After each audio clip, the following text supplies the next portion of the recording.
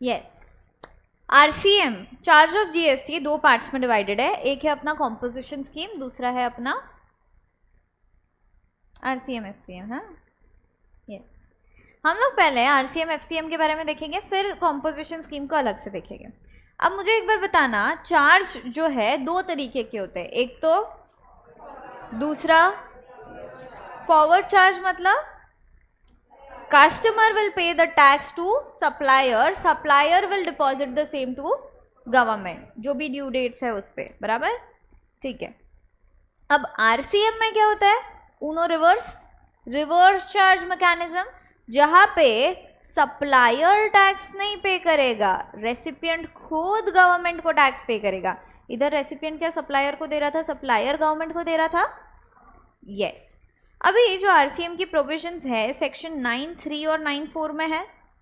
9(3) बोलता है जो भी नोटिफाइड सर्विसेज है और गुड्स है, ठीक है, उसमें कौन टैक्स पे करेगा, बोलो, रेसिपिएंट टैक्स पे करेगा। बट गुड्स हमारे सिलेबस में अभी है क्या, नहीं, हमारे सिलेबस में क्या है सिर्फ, तो 9(3) के सर्विसेज जो है नोटिफाइड लिस्ट है, जो भी सर्विसेज इसमें आई उसमें कौन टैक्स पे करेगा, पक्का, ठीक है। 9(4) में हमको बोला गया स्पेसिफाइड ट्रांजैक्शन, अगर आप यूआरडी अनरजिस्टर्ड डीलर के साथ करते हो, अनरजिस्टर्ड सप्लायर के साथ करते हो, तो कौन टैक्स पे करेगा, पक्का, समझ में आया, यस, ठीक है। 9(4) देख ले पहले, कितने ट्रांजैक्शन स्पेसिफाइड है, 3, करेक्ट, कौन से, सबसे पहले सीमेंट में हमने क्या बोला, 100% रजिस्टर्ड से होना चाहिए। अगर कुछ भी हमने अनरजिस्टर्ड से खरीदा तो जो भी शॉर्टफॉल है वो किस में पे करना पड़ेगा, तो अगर मैं बोलूँ सीमेंट मैंने 99% रजिस्टर्ड से खरीदा, 1% अनरजिस्टर्ड से खरीदा, तो कितना आरसीएम में जाएगा, परफेक्ट। सेकंड जो है हमने देखा कैपिटल गुड्स, क्या कैपिटल गुड्स में भी 100% है, कैपिटल गुड्स को तो रेट भी बोला 28% लगाओ, ये क्या रियल एस्टेट वालों के लिए है, यस, ठीक है। कैपिटल गुड्स भी कितना परसेंट हमको रजिस्टर्ड से लेना है, कुछ भी शॉर्टफॉल होता है तो वो किस में जाएगा, क्या ये सेम है ऊपर वाले जैसे, yes, but other inputs and input services के लिए हमको एक थोड़ा सा बफर दिया है, कितने परसेंट का, 20% का, करेक्ट। तो रजिस्टर्ड से कितना लेना है हमको, अनरजिस्टर्ड से कितना ले सकते हो आप, समझ में आया। शॉर्टफॉल अप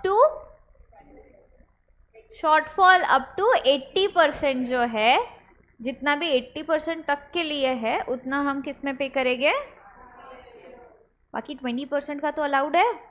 तो अगर मैंने 70% आरडी से लिया तो आरसीएम में कितना जाएगा, समझ में आया। ये हो गया आपका सेक्शन 9 सबसेक्शन, वेरी गुड। अभी हम देखते हैं सेक्शन 9 सबसेक्शन, रेडी। 9(3) में हमने पहले ही बोला क्या लिस्ट है, यस, लिस्ट में क्या बोलते हैं, services by for transportation of goods by, बराबर है, ठीक है। ये सर्विसेज तो आपको आती है, फटाफट बोलते हो, ठीक है। हमने इसमें अमेंडमेंट भी पढ़ लिया है, अभी आप अमेंडमेंट के साथ में बोलोगे, करेक्ट, ठीक है। Services bye GTA with respect to transportation of goods by road, supplier GTA having consignment note not paying tax under, ठीक है। रेसिपिएंट कौन कौन रहेगा, registered factory, society, cooperative society, any person registered under GST act, body corporate and registered. इसका reason हमने exemption से लाया था कि एग्जेम्पशन में अनरजिस्टर्ड को एग्जेम्प्ट बोला है, मतलब रजिस्टर्ड वाला टैक्सेबल है, टैक्सेबल कहाँ पे, आरसीएम में, बराबर। नॉलेज पर्पस के लिए हमको दिया था एफसीएम के दो रेट्स, 12%, 5% जो एफसीएम के है, yes, 5% without ITC, 12% with ITC, ठीक है। हमको इसमें पढ़ना है नहीं, आरसीएम का रेट इज 5%, समझ में आया ना क्या बोला अभी, पक्का ना। रजिस्टर्ड और नॉट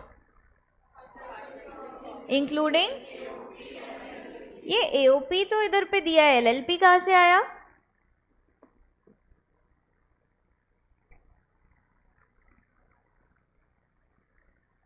भाई बोलो। हाँ, ये कहाँ पे दिया है? कचर कचर कचर कचर, जोर से बोलो, कोई भी बोलो।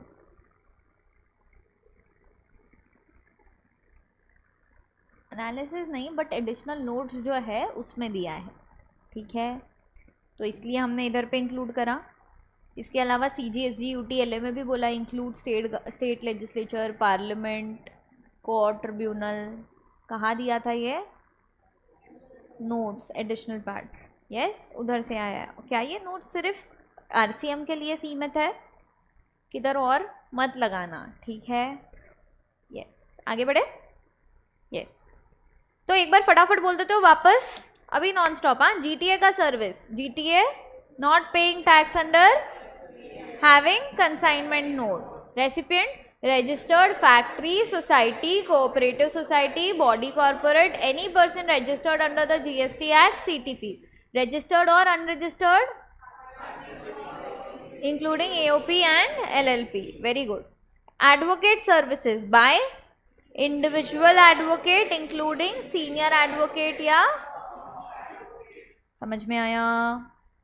पक्का? ठीक है। रेसिपिएंट कौन है? क्रॉसिंग द, पक्का?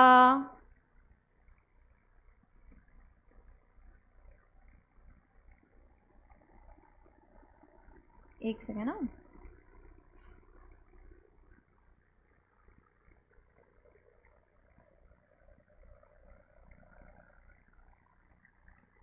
इधर पे ना आपका ऐसे आएगा, individual advocate including senior advocate,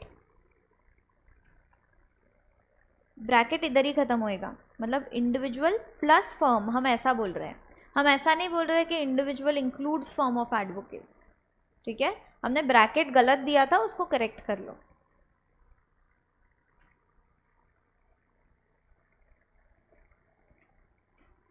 okay Ajay, हमको नहीं बताया आपने। चलो done. Next part, arbitral tribunal to crossing the threshold. अगर लिमिट के अंदर रहेगा तो इधर आएगा क्या? नहीं। Next, sponsorship service by to और इंक्लूडिंग है एंड बस LLP। हाँ, अगला क्या है? Services by CGSG-UT-LA excluding renting of immovable property, specified services. Specified में 4 है क्या? एक तो अमेंडमेंट से आया, यस, ये एक्सक्लूडेड पार्ट है। हाँ, first, services by department of ministry of services in relation to an aircraft और vessel inside or outside the precincts of port and airport. Transportation of supplier CGSG-UT-LA plus parliament plus state legislature plus court and tribunal. Recipient समझ में आया? 5A में हमको क्या बोला है? Services by CGSG-UT-LA, CG excludes ministry of railways, बराबर, सही है। कौन सा सर्विस दे रहे हैं इधर? By way of renting of immovable property. Supplier same, recipient कौन आ गया इधर? Very good. 5AA, renting of by any person to, समझ में आया? अब रजिस्टर्ड पर्सन इसको कमर्शियल यूज भी कर सकता है या पर्सनल यूज भी कर सकता है, बट पर्सनल यूज कर रहा है और बिजनेस अकाउंट पे बेनिफिट ले रहा है, मतलब रेसिडेंशियल यूज कर रहा है और बिजनेस अकाउंट पे बेनिफिट ले रहा है, तो एग्जेम्प्ट है कि टैक्सेबल? Very good.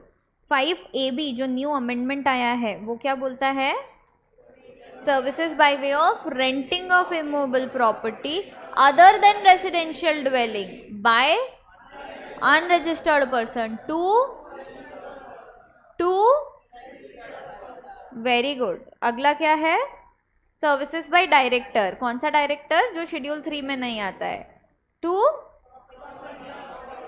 क्या इधर डायरेक्टर अपने पर्सनल कैपेसिटी में कोई सर्विस दे रहा है जैसे रेंटिंग का या कोई और, तो वो इधर पे कवर होएगा क्या? नहीं. Very good. Services by an insurance agent to business of insurance. Very good. Next, recovery agent to recover. वसूली भाई सबको वसूल करके दे रहा है तो सबके सब इधर आ रहे हैं, तीनों की तीनों. Individual direct selling agent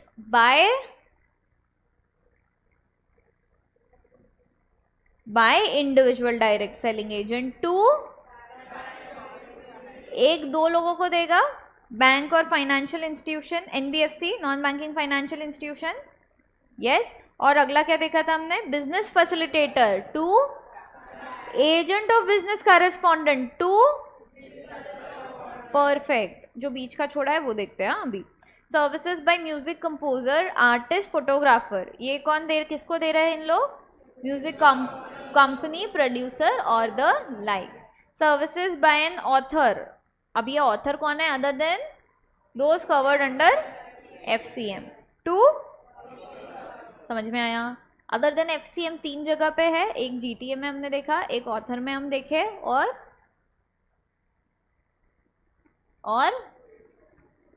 very good, renting of motor vehicle where cost of fuel is included.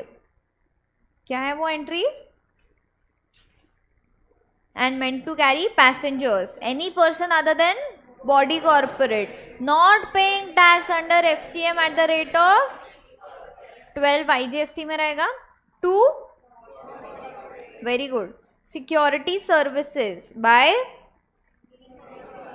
Other than body corporate to other than. समझ में आया? पक्का? ठीक है.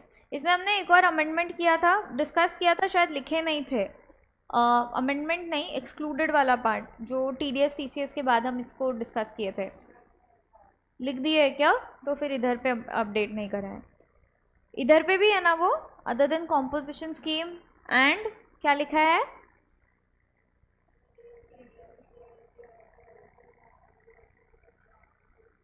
एक minute. And other than TDS deductor who is mandatorily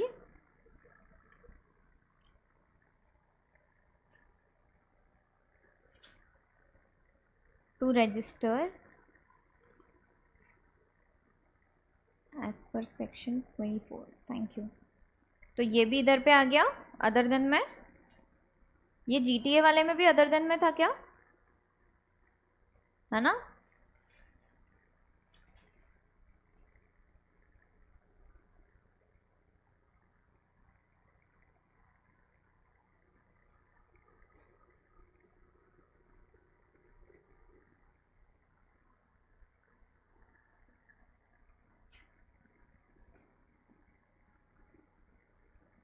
चलो ठीक है. डन. नेक्स्ट पार्ट, दो छूटे अपने इधर. Overseeing committee, members of overseeing committee to. Next क्या बचा अपना? SLS, lender to. जैसे अपना मनी लेंड करना, ये एक सर्विस हुआ, यूज ऑफ मनी. वैसे यूज ऑफ सिक्योरिटीज लेंड करना, ये भी एक सर्विस हुआ. यस. लेंडर टू RCM में जाएगा. Very good. 9394 हो गया बराबर. 95 भी बता देते हो क्या? यस. 95 में हम क्या बोल रहे हैं? ऐसी 5 सर्विसेज. ठीक है, 5 कोइंसिडेंटली आ गया.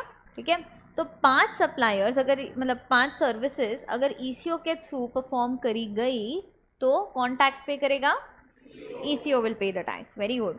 समझाओ? यस. ठीक है. 5 कौन कौन है बोल देते हो फटाफट? Transportation of passengers by radio taxi, motor cab, maxi cab, motorcycle और any other vehicle other than. बराबर. Example Ola, Uber. Next omni bus मतलब आपका किडनैपिंग वैन. यस. नेक्स्ट क्या है? Accommodation services. ओयो रूम्स वगैरह विद इन द लिमिट्स, अगर है तो लिमिट्स चेक करो.